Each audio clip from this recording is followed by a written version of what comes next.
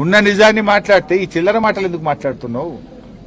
ఒక స్టేట్స్మెన్ లాగా రాష్ట్ర సాధకుడిగా కేసీఆర్ మాట్లాడితే వీధి రౌడీలాగా నువ్వు మాట్లాడుతున్నావు, చిల్లర భాష మాట్లాడుతున్నావు.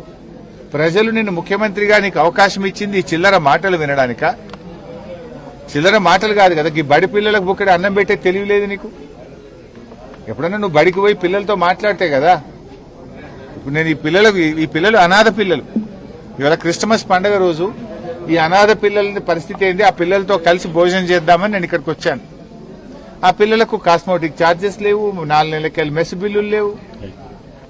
కోడిగుడ్డు చూస్తే గోటి లెక్క ఉన్నది, అది గింతంతా.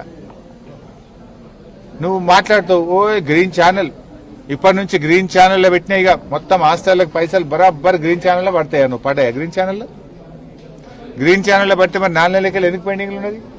నీ మాటలు కోటలు దాటుతున్నాయి, చేతలు గడప దాటడం లేదు. నీవు కమిషన్లు ఇచ్చే 10%, 20% ఏమో బిల్లులు ఫైనాన్స్ క్లియర్ అవుతున్నాయి.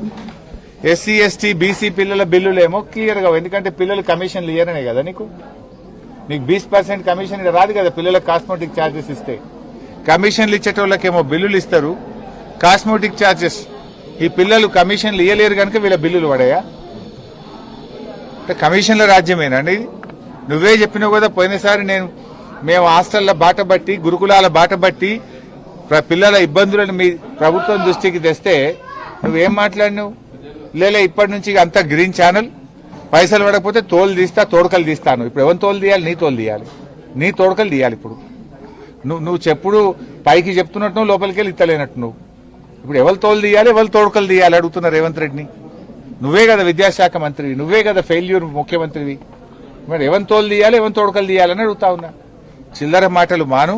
ఇప్పటికైనా ఎస్సీ ఎస్టీ బీసీ హాస్టళ్లు, గురుకుల పాఠశాలలు, కస్తూర్బా స్కూల్స్, పెండింగ్ మెస్ బిల్లులు, కాస్మోటిక్ ఛార్జెస్ తక్షణమే విడుదల చేయాలని డిమాండ్